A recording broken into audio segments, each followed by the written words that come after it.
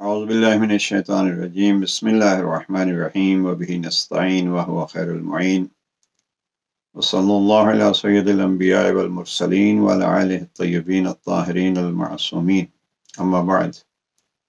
آج کے سیشن میں جس موضوع پر گفتگو کرنی ہے وہ ہے غصے کی بیماری۔ جناب امیر المومنین نے جن اخلاقی کمزوریوں اور جن اخلاقی امراض کا بار بار تذکرہ کیا ہے اور ان کو خطرناک امراض شمار کیا ہے، ان میں سے ایک غیظ، غضب، غصہ، مختلف الفاظ جو ہم استعمال کرتے ہیں۔ اپنے ایک پیارے صحابی جناب حارث حمدانی کو خط نمبر 69 میں جہاں 40 نصیحتیں فرمائی ہیں، اس میں آخری حصے میں فرماتے ہیں حارث وَاحْذُرِ الْغَضَبَ، ڈرو اس غضب سے، فَإِنَّهُ جُنْدٌ عَظِيمٌ مِّن جُنُودِ ابلیس، کہ ابلیس کے لشکروں میں سے ایک بڑا لشکر ہے۔ امیر المومنین کا یہ فرمان غصے کی اور اس غضب کی بیماری کی نشاندہی کے لیے کافی ہے۔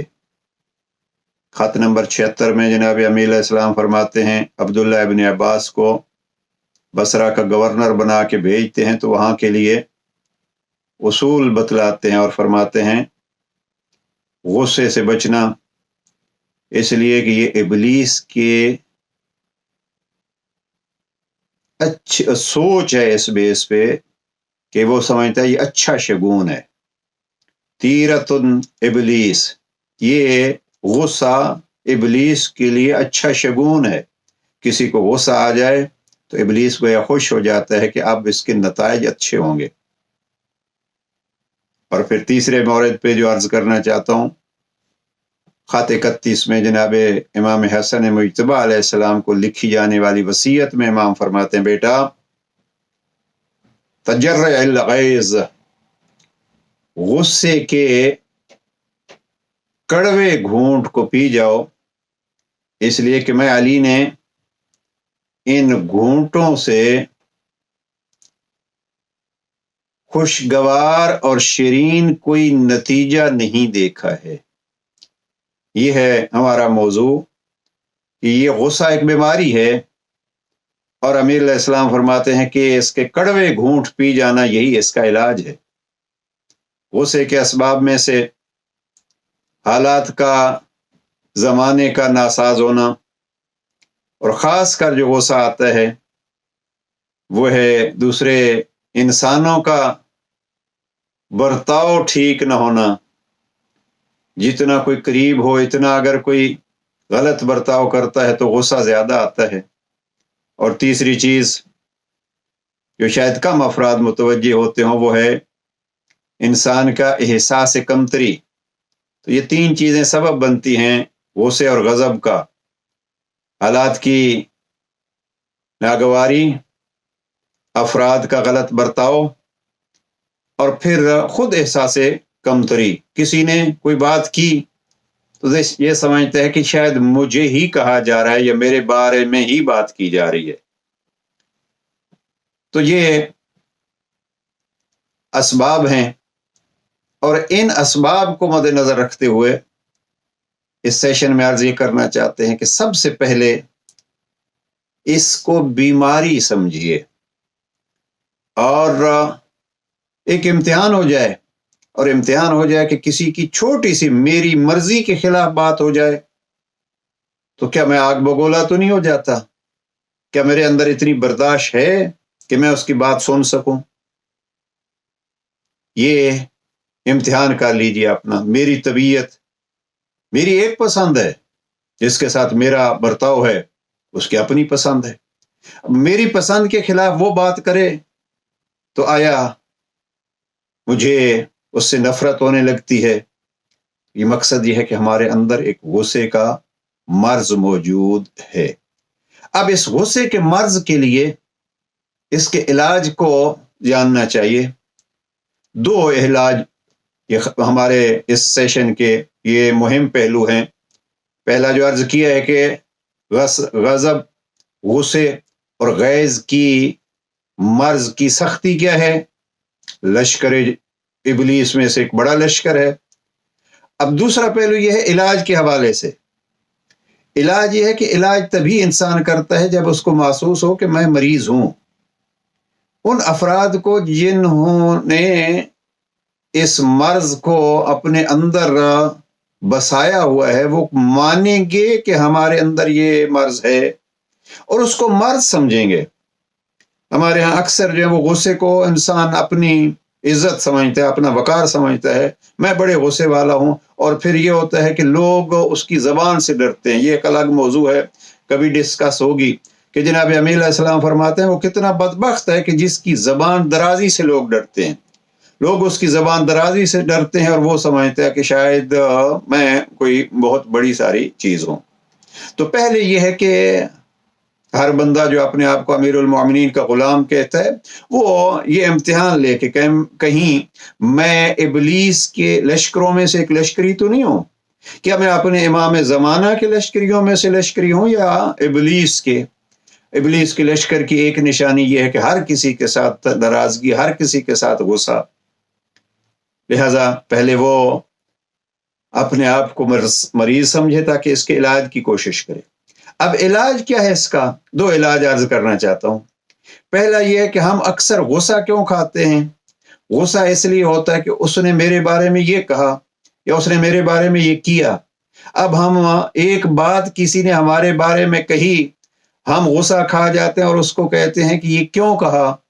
अब इस हमारे गुस्से की वजह से हमने चूंकि उस जैसी बात उसके साथ की है, अब वो इसके बदले में हमें कई ऐसी बातें कर जाएगा जो एक बात रोकने के लिए हमने कदम उठाया था, वो वैसी कई बातों का सबब बन गया। तो इसका इलाज क्या था? बेहतर ये था कि आपने एक बात सुनी उससे और ये खामोशी इख्तियार कर जाते। कुरान मजीद का हुक्म है, इज़ा लक़ुल्लज़ीना जहलू क़ालू सलामा। अगर कोई और जहालत कर रहा है तो आप उस जहालत में क्यों अपने आप को दाखिल करते हैं? आप सलाम करके उसके साथ से आगे गुजर जाइए। तो ये एक पहलू है कि जब कोई ऐसी बात करता है तो आप बल्कि यूं कहूं अगर कि आप उसको खामोश करने के बजाय आप खुद ही खामोश हो जाएं। जब आप खुद खामोश हो जाएंगे तो वो भी खामोश हो जाएगा। हम उसको खामोश करने के लिए एक जुमला कहते हैं, फिर खामोशी नहीं होती, और फिर इंसान ये भी समझे कि किसी को खामोश करते करते इंसान को सुकून नहीं होता, बल्कि ये अपनी बेसुकूनी का सबब बन जाता है। एक पहलू। दूसरा यह है कि जो दूसरे अफराद कहते हैं वो कहते रहें। आप गज़ब के मुकाबले में हिल्म लफ्ज़ इस्तेमाल हुआ है इस्लाम में, अखलाकियात में। हिल्म क्या होता है? अल्लाह सुब्हानहू व तआला के लिए लफ्ज़ हलीम इस्तेमाल हुआ है। हिल्म क्या होता है? कि अल्लाह सुब्हानहू व तआला देख भी रहा है, अल्लाह सुब्हानहू व तआला सुन भी रहा है, अल्लाह सुब्हानहू व तआला सज़ा दे सकता है, उसके बावजूद सुनते हुए और देखते हुए वो सज़ा नहीं देता। लायक सज़ा भी है वो आदमी, फिर भी सज़ा नहीं देता। बल्कि इमाम ज़ैनुल आबिदीन अलैहिस्सलाम एक जगह पे फरमाते हैं कि उसका इल्म इतना है कि इंसान समझता है कि वो जानता ही नहीं है। हमारे सारे गुनाहों और गलतियों को जानने के बावजूद वो यूं इजहार करता है जैसे जानता ही नहीं है। तो ये इल्म है। अब अगर किसी को गुस्सा आ रहा है तो हमें चाहिए कि हम हिल्म से काम लें, गोया हमने ना कुछ सुना है ना कुछ देखा है। तो ये एक इलाज है उस गज़ब वाले का। और घरेलू नाराजगियों का सबब अक्सर ये गज़ब बनता है। मुझे बहुत पसंद आए, एक उर्दूदा स्कॉलर ने, साइकोलॉजी के माहिर ने ये जुमला कहा, डॉक्टर साहब ने ये जुमला कहा। उन्होंने कहा कि गुस्से को आप एक टैंकर समझिए, ईंधन का एक भरा हुआ टैंकर है। अब वो भरा हुआ टैंकर कभी भी दूसरों को नहीं जलाएगा जब तक एक दिया सलाई से, एक माचिस से उस टैंकर को आग नहीं लगाई जाएगी। वो ऐसे का ऐसा ही पड़ा रहेगा। लेकिन अगर एक माचिस उसको लगाई जाएगी और आग लगेगी तो फिर न मालूम कितनों को वो जला देगी। لہٰذا گھریلو زندگی میں اگر ایک طرف وہ غصے کا غیظ و غضب کا ٹینکر بھر چکا ہے تو دوسری طرف کوشش کیجئے کہ آپ چھوٹی سی ماچس مت چلائیے۔ ہمارے یہاں اکثر یہ ہوتا ہے کہ ایک غلطی کرتا ہے، دوسرا کہتا ہے میں نے تو بس یہی کہا تھا۔ اب یہ بس یہی کہا تھا، یہ بس وہ چھوٹی سی بات یہ ہے، لیکن اس ایندھن کے ٹینکر کے لیے دیا سلائی کا کام کر رہی ہے۔